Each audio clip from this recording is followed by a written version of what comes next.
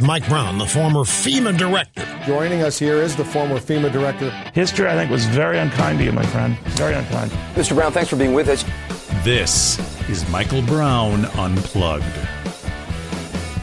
I don't even know where to start on this episode of Michael Brown Unplugged today. So I think we'll do it this way. I first want you to hear from Senator Ron Wyden. He is the senior senator from the state of Oregon. I forget how long he's been in office, but he's a flaming liberal. And back last week, he went to the Mexican border, the U.S.-Mexican border at Juarez. And apparently he made a trip into one of the areas where the Mexican government has agreed to hold people who are coming up through Mexico trying to seek asylum or either just trying to cross illegally. Those that Mexico has been able to capture or prevent from crossing the border, they have put them in these holding places so that they can be processed either legitimately through an asylum claim or legitimately if they're seeking a visa to come to the United States or until they can be sent back to their own asshole country from which they came. It's at least one effort by the Mexican government because the Mexican government is, I think, to a certain degree frustrated with all of these migrants and illegal aliens crossing their border as we are. Not quite as much as we are, but they're getting frustrated with it. But anyway, so Ron Wyden goes to Juarez, and he posts on Twitter a short, it's 1 minute and 14 seconds. This is from July 27. While across the border, he writes, I met a young woman who was seeking refuge in the United States who was more than 8 months pregnant. Seeking refuge? Now, seeking refuge is if I've ever heard a weasel word used by a United States senator, it's that. Senator, she's either seeking asylum or she's seeking to cross illegally. I'll give the benefit of the doubt. Maybe she's seeking to cross legally. Maybe she's actually seeking a visa. But for you to say that she's seeking refuge in the United States, you immediately tell me that you're playing on our emotions and you're trying to tell us that there's an 8.5-month pregnant woman who wants to come to the United States. Now, I'm just thinking to myself, 8.5 months, she could give birth at any moment. At any moment. So a United States senator goes to Mexico, goes to one of these places where the Mexican government is holding people, and just happens to have with him a pediatrician, just happens to have with him a doctor, just happens to go into a place and just happens to come across a woman that is 8.5 months pregnant. Dare I say, he sought her out? Here's how the clip sounds. Here, I've just left Juarez, and my last stop was particularly important. The folks there, they're being kept under the Remain in Mexico program, and they had never had a chance to speak to someone like a United States senator. And there I met a woman who was 8.5 months pregnant. Because I had a wonderful physician from Oregon, Dr. Herbert, with me, she said that the woman was looking at some very serious healthcare problems, some complications that could be fatal. Wait, let's just pause it a moment. So he has with him a pediatrician, and they're in Juarez. So rather than take her, because this is serious, she's facing some very serious medical problems that could be fatal. So wouldn't you think that if that's the case, the proper thing to do is to take her to the nearest emergency room, to take her to the nearest hospital and say, this woman needs treatment? Instead, what does he decide to do? He decides to cross the border at Juarez. Now, maybe he got expedited through because he's a United States senator, but if you've ever been to the crossing at Juarez, it's one of the busiest crossings on the southern border. So they had to spend some time crossing into the United States. So I want you to consider this. Here's a United States senator who has gone to Juarez, found an 8.5-month pregnant woman, and as you will now hear in the rest of the video, has now packed up the entire family and the 8.5-month pregnant woman and crossed the border into the United States. Her and her child, she needed medical care. So they immediately packed all their belongings up. We headed for the border to make sure that she could get in the United States and get the medical care she needed. We were essentially told early on by the customs officials that things were all filled up and there was no way that she could get in.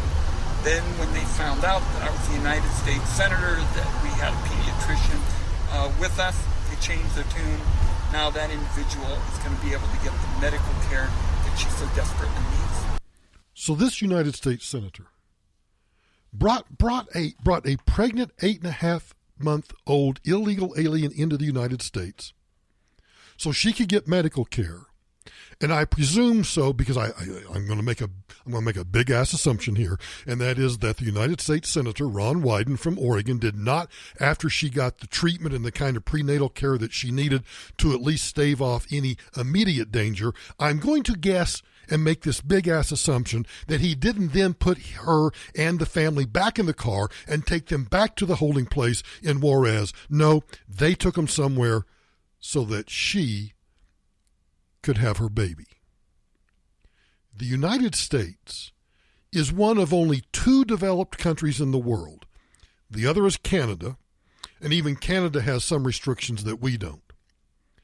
We are one of only 2 developed countries, U.S. and Canada, with full birthright citizenship, meaning that any child born when his mother was physically present within the geographical borders of the United States automatically gets a U.S. birth certificate and a U.S. Social Security card. This United States senator just brought an illegal alien into this country where she either will or has given birth. You know, we're the only country but 2 that offers or confers this automatic citizenship on children born to illegal aliens. They're called anchor babies. This is not birthright citizenship, which refers to children born to legal immigrants. And as Ann Coulter pointed out in an article she wrote recently, there's nothing vulgar or bigoted or racial or even sexual about the term anchor baby.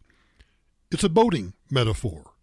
A geographical U.S. birth anchors the child's entire family in this country by virtue of the baby's citizenship.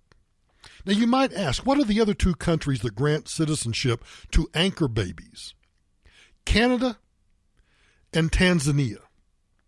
Now Canada doesn't have a Mexican country on its border or a Latin American country on its border. And of course, Tanzania doesn't. And Tanzania is actually reconsidering its policy. Here's a fun fact. El Chapo, Joaquin El Chapo Guzman, the notorious Mexican drug lord, sentenced on July 17 to life plus 30 years for trafficking in drugs and multiple murders and conspiracies, who is now at Supermax here in Colorado, has 2 children who are American. They were born in sunny California to his wife, who herself is an anchor baby.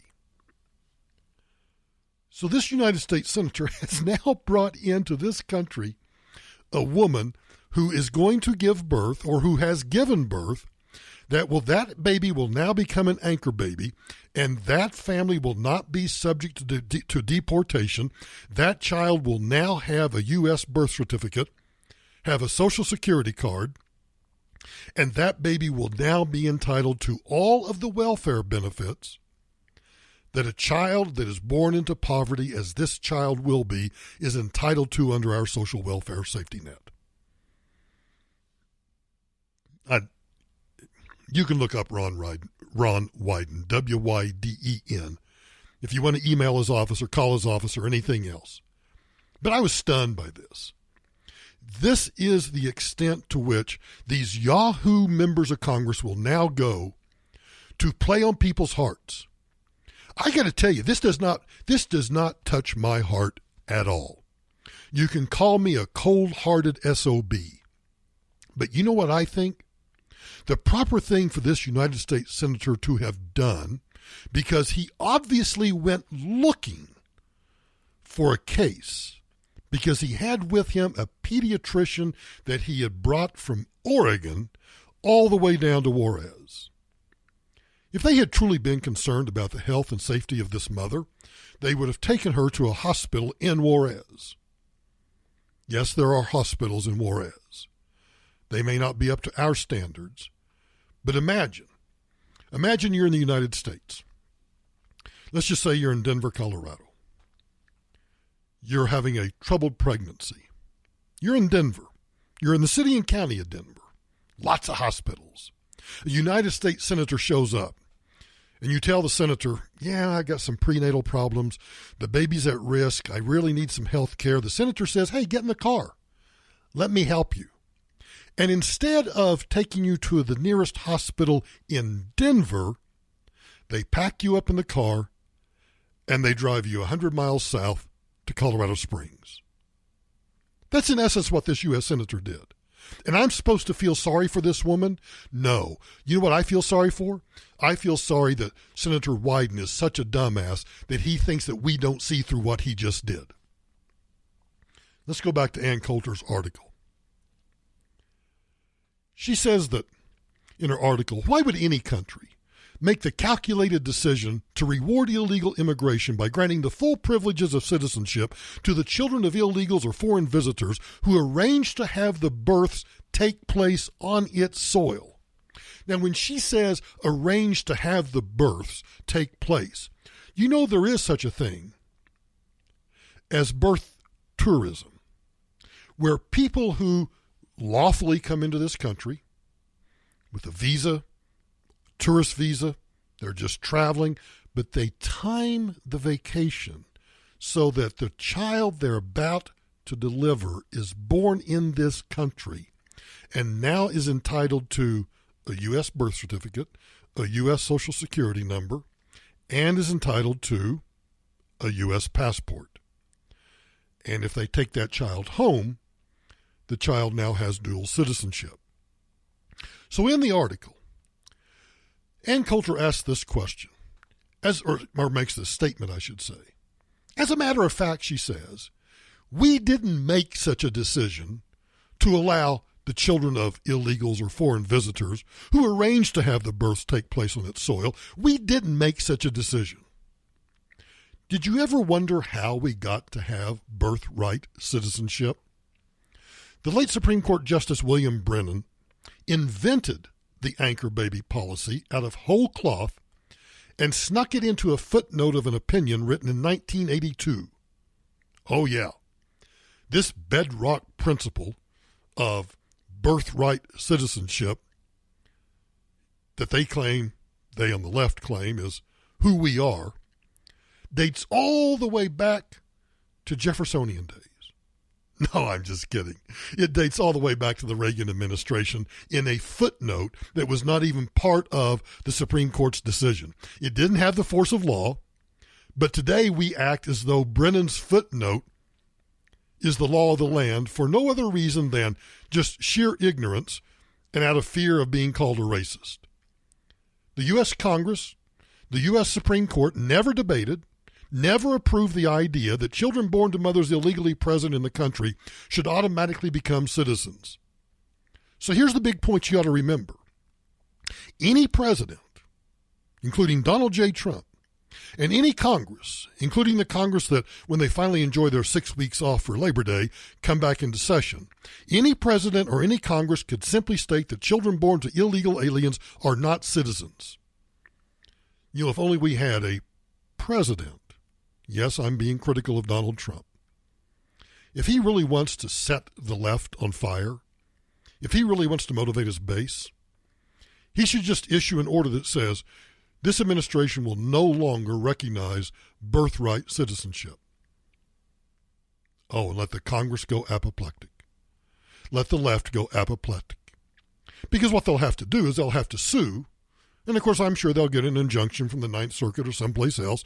But eventually with that issue in itself would make its way to the U.S. Supreme Court.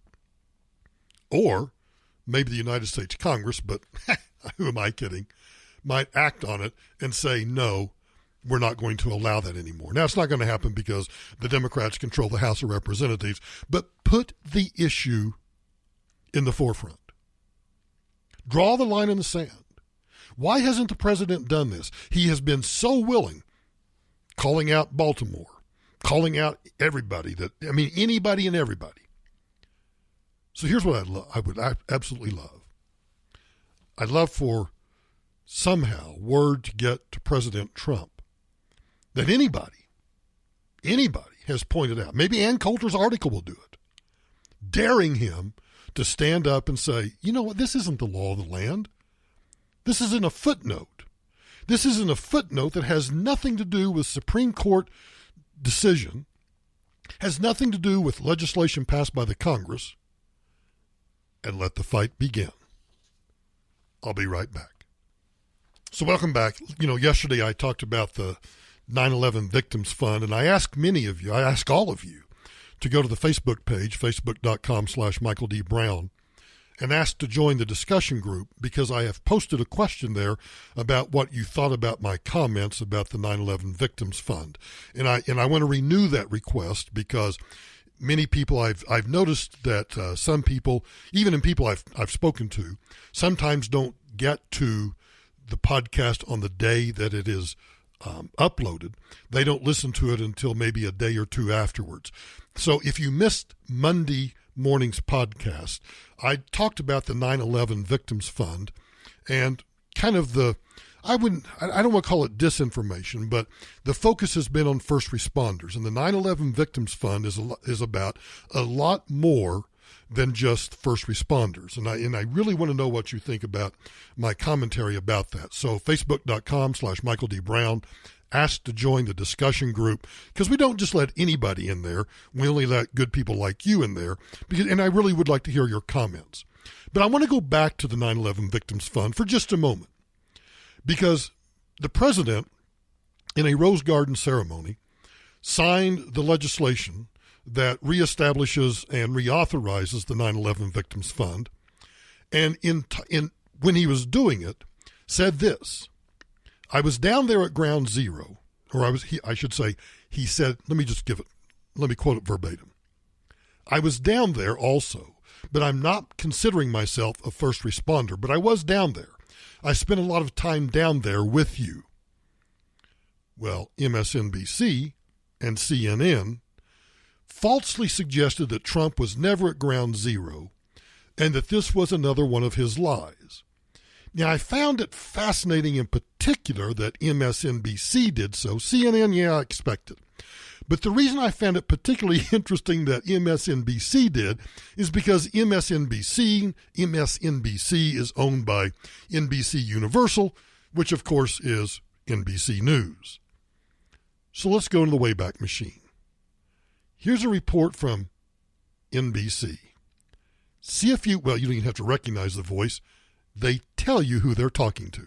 So, Donald Trump passed through here, so we had a minute to talk with him. Let's roll that tape. You can see what he had to say. Well, I've never seen anything like it. I've seen two huge 110-story buildings that are reduced to rubble, thousands and thousands of lives. I just got to see something that I've never seen before. I have hundreds of men inside working right now, and we're bringing down another 125 in a little while, and they've never done work like this before. And they're hard-working people, but they've never seen anything like it, and they've never done work like this before. It's terrible. Tell me what it's like at Ground Zero. Tell me about the workers that you saw and what they're doing there.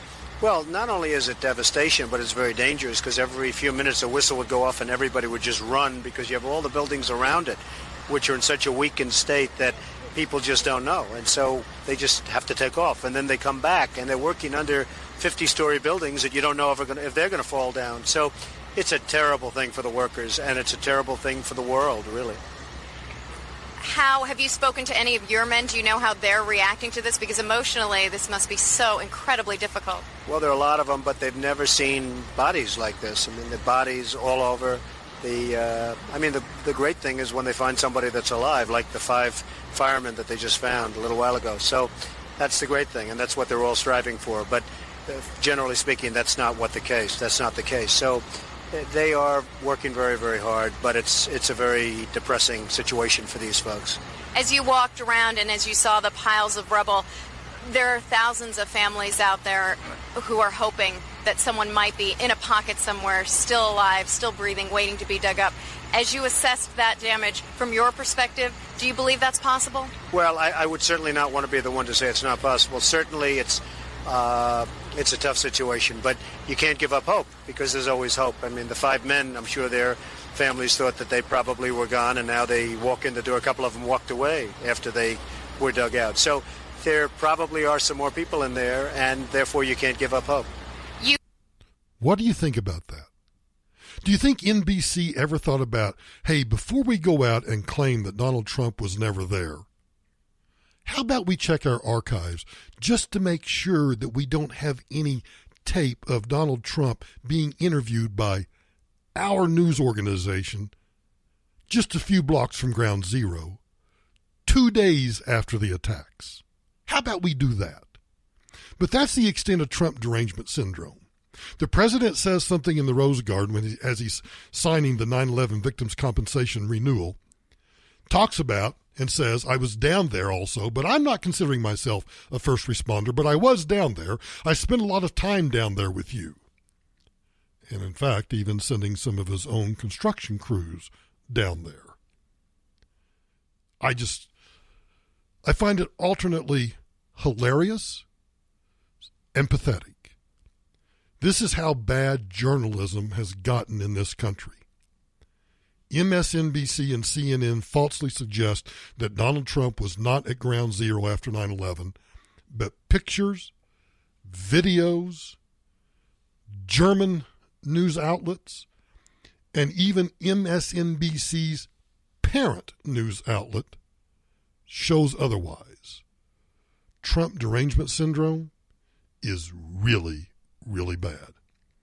Oh, speaking of which, there's also a photograph of Donald Trump, and in the background is Mayor de Blasio. Not mayor at the time, but because he was on the city council, there's a picture of de Blasio with him. Isn't that interesting? Yeah. Oh, fake news? Yeah, I think that's an appropriate term. I'll be right back. Well, I hate to bring up Baltimore again, but I'm going to bring up Baltimore again. Here's a great question.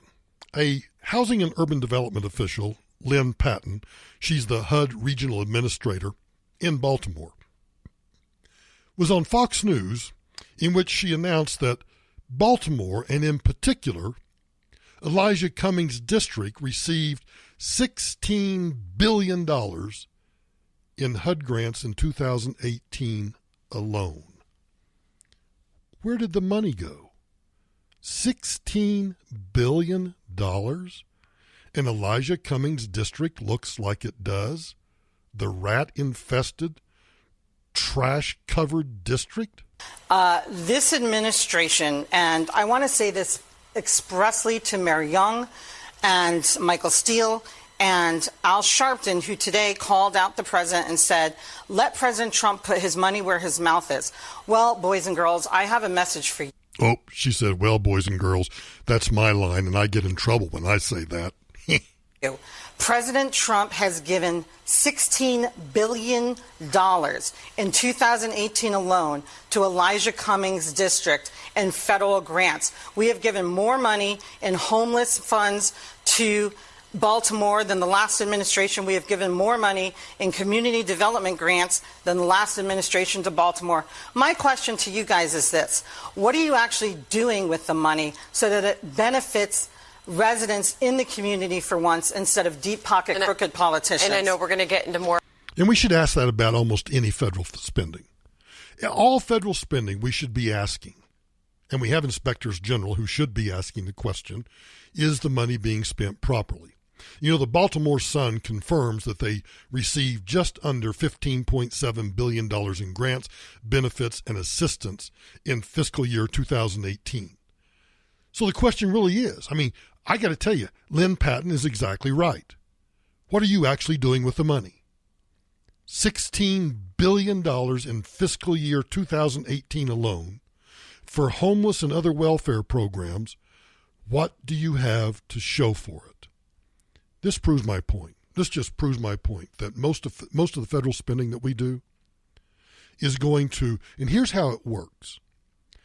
It doesn't directly line the pockets of the politicians, but it indirectly lines their pockets. Because a lot of these grants will end up going to NGOs, non-government organizations, which in turn then reach out to do their programs by hiring particular contractors, hiring particular program directors, hiring particular entities that does end up lining the pockets of the politicians. Oh, it's a huge scam. It's a huge scam that goes on, and it's not just this administration. It's gone on for decades. A congressional district or a state gets a federal grant. The senator, the congressman in that district makes certain that the grant gets spent on certain particular NGOs, charitable organizations, particular contractors, so that they then, that senator or senators or congressman, then financially benefit from the hiring of those individuals. They serve on the board of directors, or they own shares, or somehow they get their wives or their families are involved. We're just lining the pockets of politicians. And you know, for the first time, I have to confess, when I listened to this soundbite earlier in the day, I thought, have I ever heard any other government official go on national cable news and say, you know what, we gave your district $16 billion alone last year. What are you actually doing with the money? Now, I could also turn it back on Lynn Patton. One, I want to give her a shout out for having spoken the truth, but perhaps she herself ought to be investigating. Perhaps she ought to be going to the Inspector General of the Department of Housing and Urban Development and saying, are you doing an audit of the $16 billion that went to Elijah Cummings' district? They should be doing that with all of their grants. But I think a lot of things. I believe in the tooth fairy. Yeah, I'll be right back. There was a really good article in the Wall Street Journal last week that I never got to about a generation of renters. It says that homeownership rates for younger Americans have fallen sharply over the last decade. It said that the median age of a home buyer is now 46, and the National Association of Realtors, who started keeping records about this in 1981, says that that is the oldest age average since they started keeping these records. Economists, policymakers, and mortgage lenders expect this trend to extend to younger generations as we keep moving forward. The decline, I think, illustrates what for many Americans is the real legacy of the 2008 financial crisis. Home prices have risen across the board, but most steeply among starter homes for first-time buyers, and they've risen much more than first-time buyers can afford. Because what are developers doing? They're focusing on high-end properties where profit margins are a lot higher. I think the proof of that is looking around Colorado. When you look at all of, well, I've looked, because Tamara and I have actually thought about downsizing. We're fortunate to be able to sell this house and take the money and go buy something else. But everything that is in our lifestyle with the kind of quality that we expect would eat up so much of the 100% equity that we have in this particular single-family home that we're stuck. Well, we choose to be stuck because the other prices are so high, where the profit margins are so much higher that, yeah, I get it. I'm not surprised that the median age of a home buyer is now 46, and that the younger generations, who, by the way, it's not solely because of price. It's also because they don't want to own things. They don't own much of anything. They rent everything. They don't own cars. They Uber. They just don't own their own transportation. And so I think that's a reflection also of the younger generation. But I just found it interesting that it's the median age of a home buyer is now getting close to 50 years old. What are all these young people doing? Are they not making any money? And if they are making money, what are they spending it on? Well, I think I know. Online shopping. Because I came across this article, which I find so fascinating because here's the thesis. Online shopping drives pollution concerns. Yes. Now, Amazon is creating more pollution, which of course is driving what? Yeah, climate change. The story says free and fast shipping are eliminating shoppers' motivation to bundle their orders. So instead, what shoppers are doing, they're ordering a steady stream of packages to their doorsteps, pushing e-commerce and logistics companies to keep up by adding trucks, jets, and even air hubs. And on top of that, the packaging materials that come with delivery boxes are exacerbating the global plastics crisis. Stores like Forever 21, H&M, and Uniqlo, I guess that's how you pronounce it, are selling cheap, low-quality clothes that are easy to buy but often end up in landfills just after a few washes. Clothing is the fastest-growing category of waste in the world. I guess this applies to everybody. But my question is this. Who throws away clothing? Now, if I have a pair of socks that I have ripped, or any piece of clothing that I have torn that is no longer usable, I'll throw that away. But if I've got clothing, in fact, I try to do this every once in a while, not as often as I should, but I try to go through my drawers and I try to go through my closet. I look at things and I haven't worn that. In fact, I couldn't tell you the last time I wore that shirt or that pair of pants or that jacket or whatever it might be. Why don't throw it in the trash? Why would you throw it in the trash? Send it to Goodwill. Send it to anybody. Send it to ARC. Send it to some charitable organization that uses used clothing to help clothe the less fortunate, the needy, the poor. Why are we throwing things away? Stop it. Just stop it. I'll be right back. I think it was last week sometime that I mentioned that somebody had sent me a link to the DonaldJTrump.com website. And on the website, you can buy red plastic straws that are washable and reusable that have on one end of it in kind of a silvery gray wording the word Trump.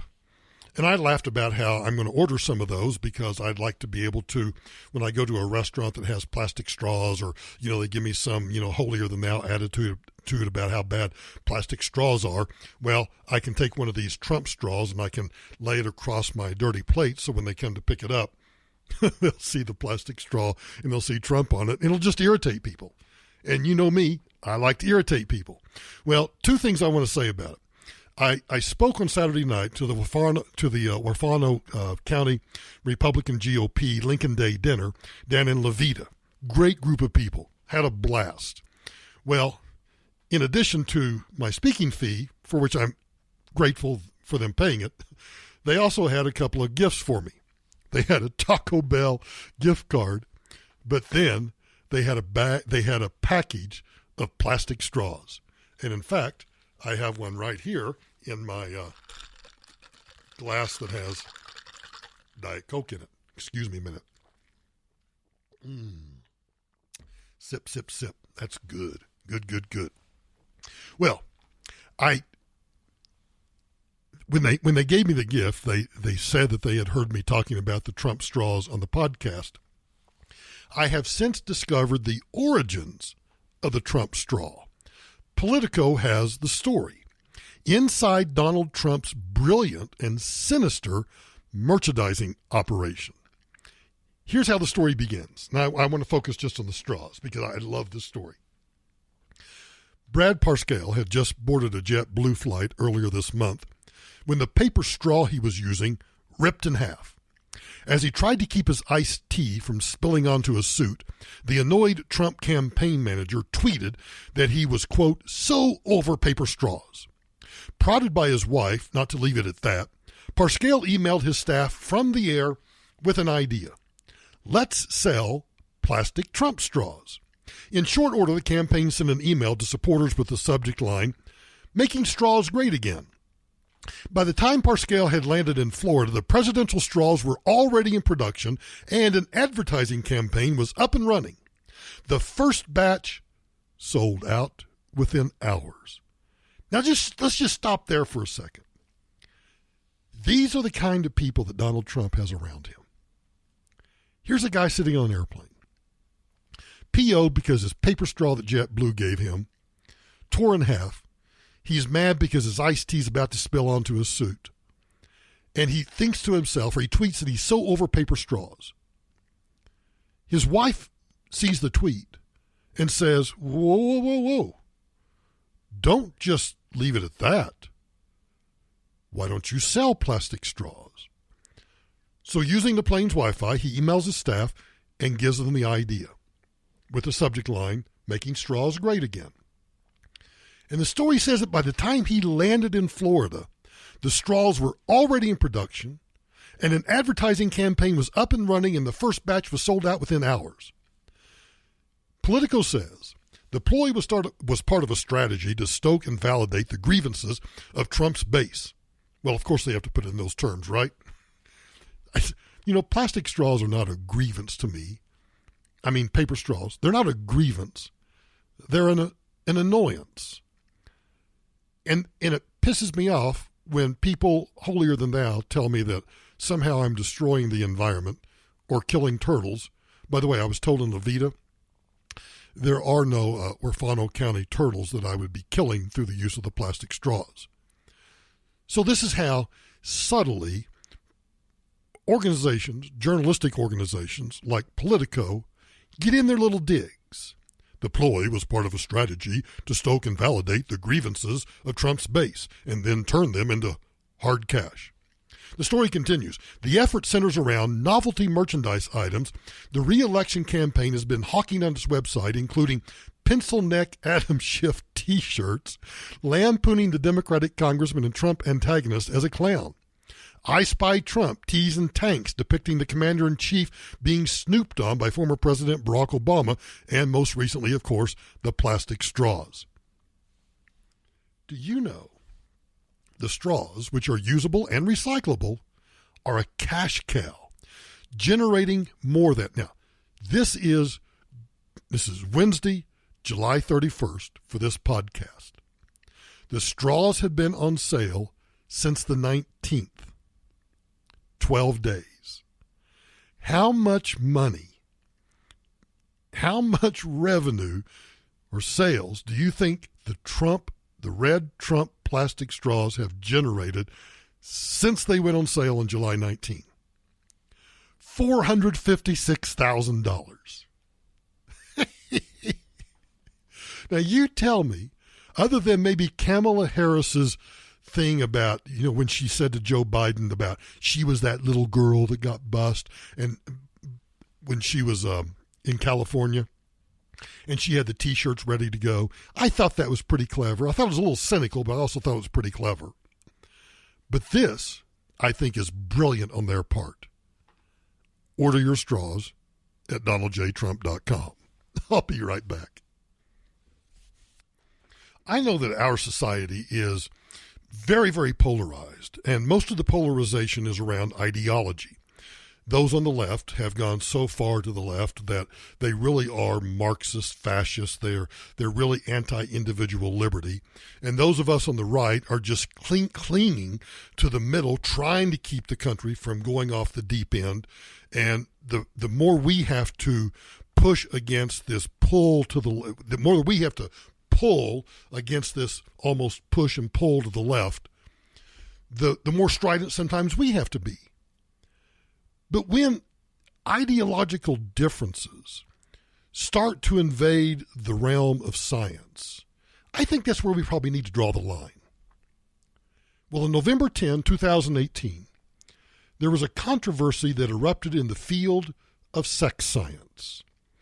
Kevin Hugh, a graduate student in psychology at the University of Northwestern, was on the podium at the annual meeting of the Society for the Scientific Study of Sexuality. I got to go to that conference one of these days. It was in Montreal. Hugh was being awarded an award for the best social science article, chapter, or book published in the previous year in which theoretical explanations of human sexual attitudes and behaviors are developed. So he's up there accepting the award, and he was in the midst of explaining the research that got him the prize. That research is this: a study of men attracted to trans women who have not had vaginoplasty but have penises. He was explaining that when an attendee, a sex therapist and an independent researcher from Los Angeles by the name of Christine Milrod, interrupted him. She took umbrage with Hugh's presentation. She was particularly upset about his finding that men attracted to trans women and women with gender dysphoria, distress a person feels because of their birth-assigned sex and gender not matching their gender identity or what's in their brain. His theory that may be sexually aroused by the notion of being a woman, that's termed autogenophilia. Now, many dislike the notion, apparently, of autogenophilia.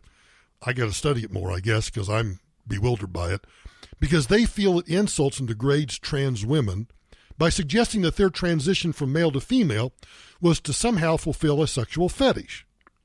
So, touting this belief, the woman who was interrupting Hugh's presentation repeatedly and aggressively shouted him down at the conference, even though the moderator and the audience itself kept urging her to shut up, to sit down, and to let him talk.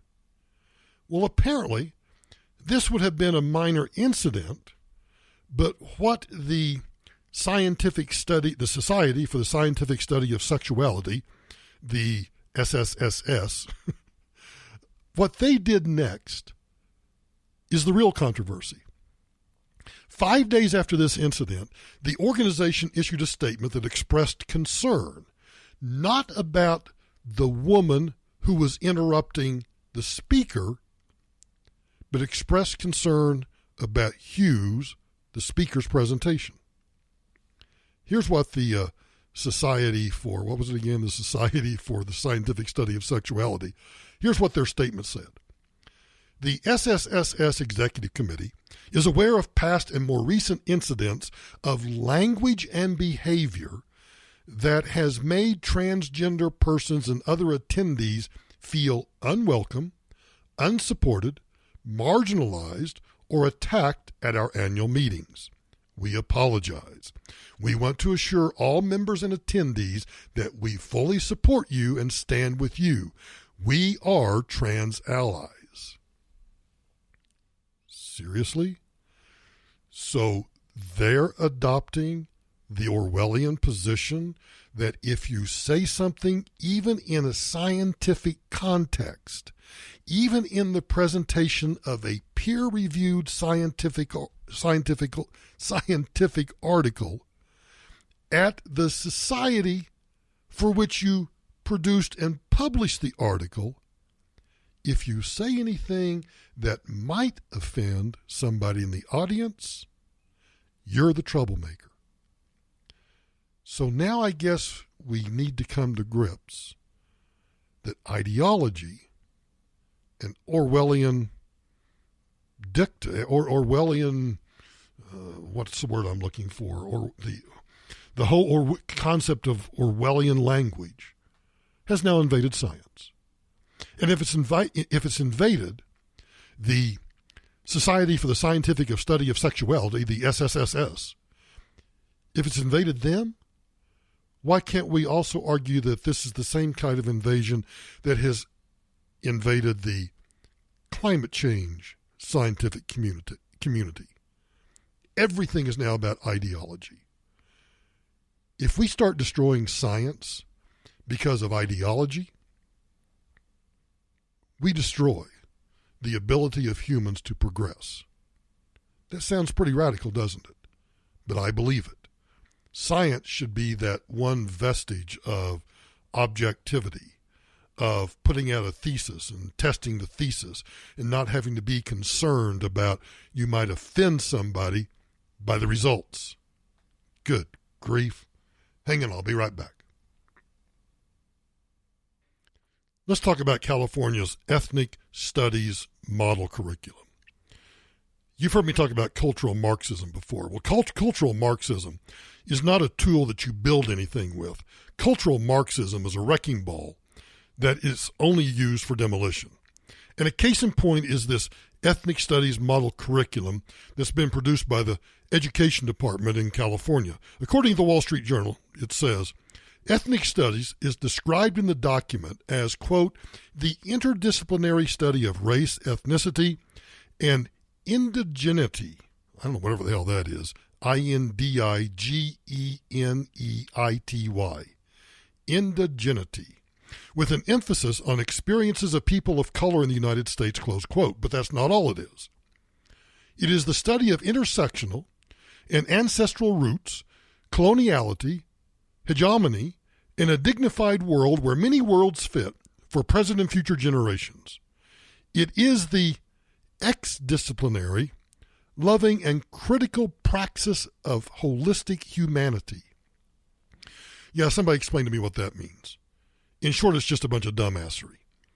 Most of it, as I look through it, is incomprehensible to somebody that's got any brain cells left at all. The document is filled with fashionable academic jargon like positionalities, hybridities, napandias, and it's like misogyny, but misogyny noir, like a Pinot Noir. MISOGYNOIR. I give up. It includes a bunch of faddish social science lingo like cis heteropatriarchy. Now that might make sense to radical university professors and activists, but I don't think it means much to you and me. Or probably doesn't mean much to your rugrats if they're going to California public schools. But the overall intent is pretty clear. Benevolence has no part in it. Capitalism in this model curriculum is described as a form of power and oppression alongside patriarchy, racism, white supremacy, ableism. So the alleged form of oppression, also known as economic freedom or free markets, that has lifted countless millions out of poverty and has given us what this incredible high standard of living this country has, well, it's actually oppression of some sort. Now, educrats oppose capitalism with all of their being. They throw these meaningless $5 words at capitalism, kind of like monkeys contemptuously crapping in their hands and then throwing it at you when you're at the zoo. But there is one aspect of American society that students under this model curriculum are encouraged to revere. One proposed course, according to the Wall Street Journal, promises to explore the African American experience from the pre-colonial ancestral roots in Africa to the transatlantic slave trade and enslaved people's uprisings in the antebellum South to the elements of hip-hop and African cultural retentions. But the malevolent cultural Marxist purpose really is clear. Students are not to admire blacks who are worthy of respect. I would throw in that group Clarence Thomas, Ben Carson. Cop killers are called, they're communists and low-life terrorist scum. The Wall Street Journal says teachers are encouraged to cite the biographies of potentially significant figures such as Angela Davis and Bobby Seale. Convicted cop killers Mumia Abdul-Jamal and Assata Shakur are also on that list. Students are taught that the life of George Jackson matters now more than ever.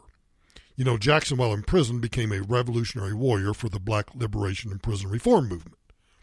Angela Davis, of course, is a communist who was involved in murdering a judge. Fannin was a racist revolutionary hostile to Western civilization. Bobby Seale was a founder of the Black Panthers who faced charges for murder and inciting riots. But none of those sociopaths is a constructive role model. None. Now, the same goes for Hispanics. You're not going to find Ted Cruz among the Latino that are acceptable. The Wall Street Journal says the Latino section's people of significance include Puerto Rican nationalist Oscar Lopez Rivera. Does that name ring a bell with you? He was a member of that paramilitary group that carried out more than 130 bomb attacks, as is Lolita LeBron, who was convicted of attempted murder in a group assault that wounded 5 congressmen. Incidentally, Barack Obama commuted the sentence of the unrepentant Marxist terrorist Rivera. Remember when he did that? Now, nobody's likely to commute James Field's absurdly draconian sentence, but the curriculum lauds bilingual education. That's because assimilation, integration, do not further cultural Marxism. Keep Spanish speakers isolated, keeping Spanish speakers poor, that does. And even reason itself comes under attack, as the social engineers replace critical thinking with critical theory. The journal reports, critical thinking is described not as reasoning through logic and consideration of evidence, but rather a vague deconstruction of power relationships so that one can speak out on social issues.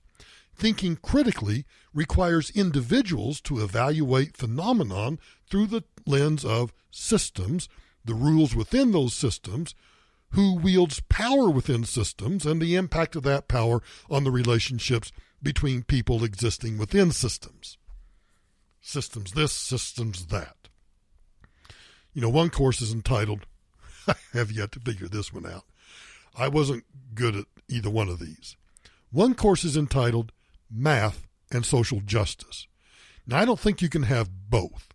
Math is pretty concrete. 2 plus 2 equals 4. But my guess is this course will probably indoctrinate students that 2 plus 2 equals 4 is some sort of oppressive white male construct. Student activities, according to the model curriculum, include a direct action. What's a direct action? Well, that would be like a sit-in, a die-in, a march, a boycott, a strike. So what's the bottom line? The bottom line is the point of this curriculum is not to educate, but to train a bunch of dumbass rugrat foot soldiers to be deployed against American society. Now, right now, this is all in California. But when education becomes a form of vandalism, we've gone just a little too far. And this is, again, why I encourage you to sit down and find out whether your rugrats are in middle school or high school or they're in college or university or they're doing a postgraduate degree. You really ought to just sit down and talk to them. What's your curriculum like? What are you studying? What's it teaching you? Yeah, just find out. I'll be right back. Well, here we go. Let's go to West Mifflin, Pennsylvania. The Popo are seeking a woman who they say urinated on potatoes at a Walmart in western Pennsylvania. West Mifflin police posted surveillance photos on their Twitter account. It is not known when the incident took place. Here's what the tweet says. Community assistance, identification assistance, Walmart incident. A Walmart representative told WPXI-TV that an employee saw what the woman was doing. In a statement, Walmart told the station that it immediately disposed of the affected products and sanitized the area. Walmart said it's working with the Popo to find the person and have her prosecuted.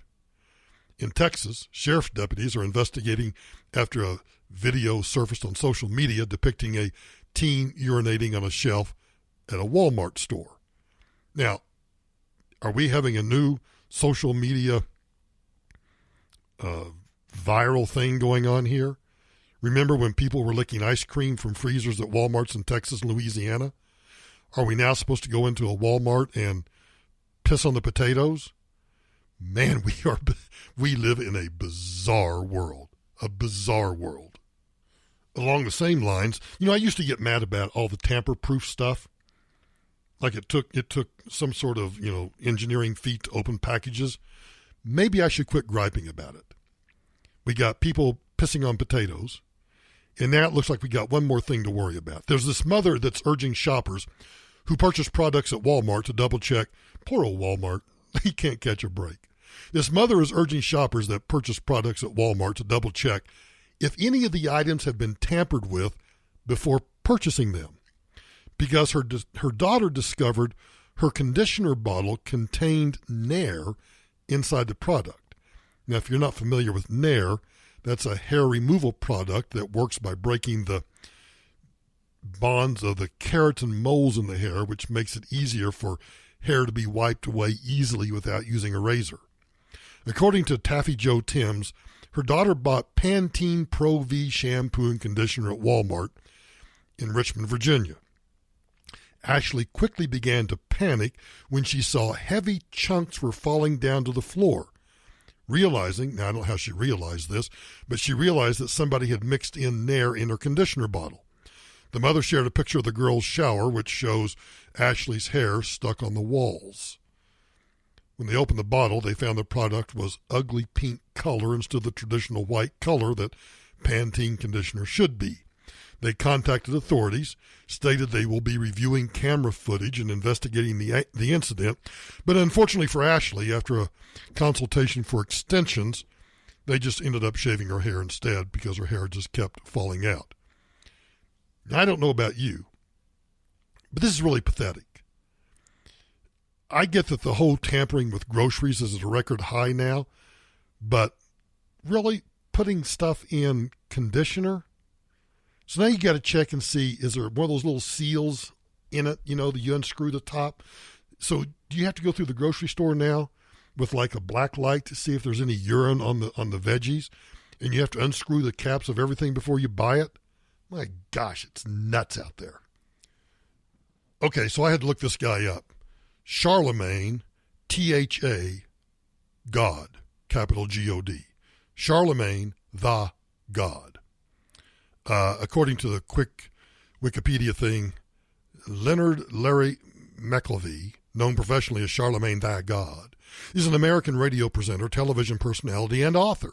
He is co-host of the nationally syndicated radio show, The Breakfast Club with DJ Envy and Angela Yee, and stars in Guy Code, Guy Court, and Girl Code. I have no clue what that means, and I don't care. All I know is that he was on MSNBC because apparently he's cool enough that nationally syndicated radio show, Charlemagne the God, I can't imagine, says that black people should vote or they'll end up in, well, listen for yourselves.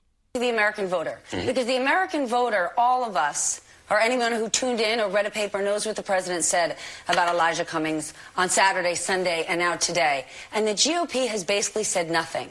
So does that mean that this is not going to hurt the president in the polls? Is it going to hurt the president in the polls? Yeah, the GOP supports him because they know exactly what their voter cares about and what their voter wants. Absolutely. And I think that, Republicans are just like, it benefits them. Like they're doing whatever they have to do to stay in power. That's what I think. Take me to black voters, and I realize there's not one black vote, but black voters came out in droves to support Barack Obama. Less so for Hillary Clinton. You yourself have said that Hillary Clinton and other Democrats have taken the black vote for granted. Given what the president has done over the last 2 years, is that enough to get black voters motivated again to go out and vote for him in a big way? I mean, if they know what I know, that they should. Because, if America is in danger, like who you think is going to be impacted the most by whatever racist policies, whatever policies that oppress, whatever policies that marginalize, like who's next to be in concentration camps in America? It's not going to be white people, I don't think. So if we know what's good for us, we will definitely go out there and vote. But I don't think it's anything wrong with making sure that the Democrats have a black agenda. Like, we've been loyal to the Democrats for a long time, and what have Democrats really done for us in a real way? So I don't think there's anything wrong with, asking Democrats to have a specific black agenda. Don't hit us with the whole rising tide lifts all boats, because we know black people's boat has a hole in it. I think we ought to have a black agenda, a white agenda, an Asian agenda, a brown agenda. I think we ought to have a male agenda, a female agenda. That's if you want to run for president or Congress on the Democrat ticket, you got to have a identity platform. You got to have something for everybody. Yeah. Play identity politics. But never mind all of that. If you don't vote and something bad happens, white people aren't going to end up in concentration camps. Just black people are going to end up in concentration camps. Yeah. Mm-hmm.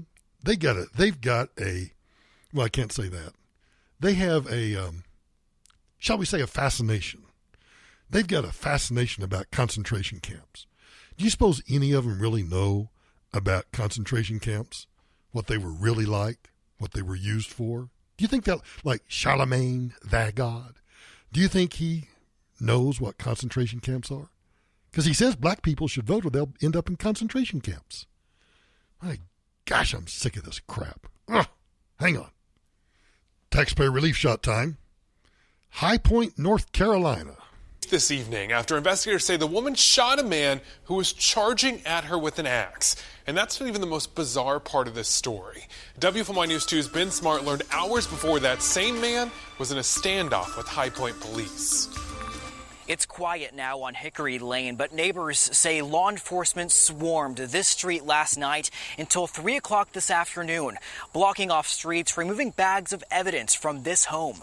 It all started 10 p.m. last night. High Point police came out here after a call of an intoxicated man assaulting a woman on Hickory Lane. The woman told police the man grabbed, choked, pushed, and shoved her. Officers then established a barrier around the home after learning the man might have a gun. Investigators say the man then ran away. Just 2 hours later, the woman called police again, telling them the man came back, charged at her with an axe, so she shot him. Now, I want to pause for just a moment. The man ran away. Where were the cops? How did he run away?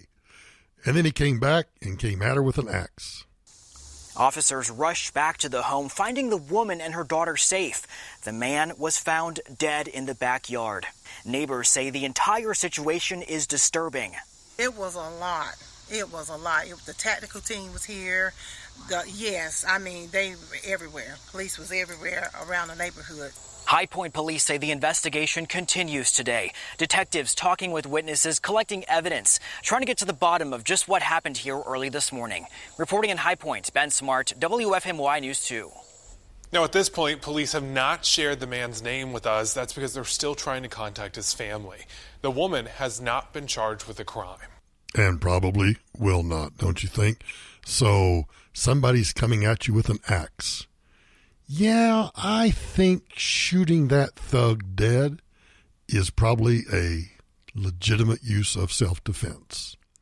Boynton Beach, Florida, our next taxpayer relief shot, goes like this. Right now, Boynton Beach police are on the scene of an armed robbery at a Dollar Tree. Now, this is a live look at the scene along Congress Avenue at East Gateway Boulevard.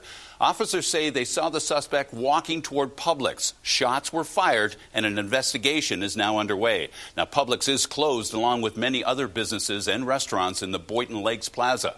Police are asking the public to avoid the area. And, of course, you can stay tuned to CBS 12 News on air and online for any breaking developments. Or maybe you don't like taxpayer relief shots. How about this? Let's go to South Africa.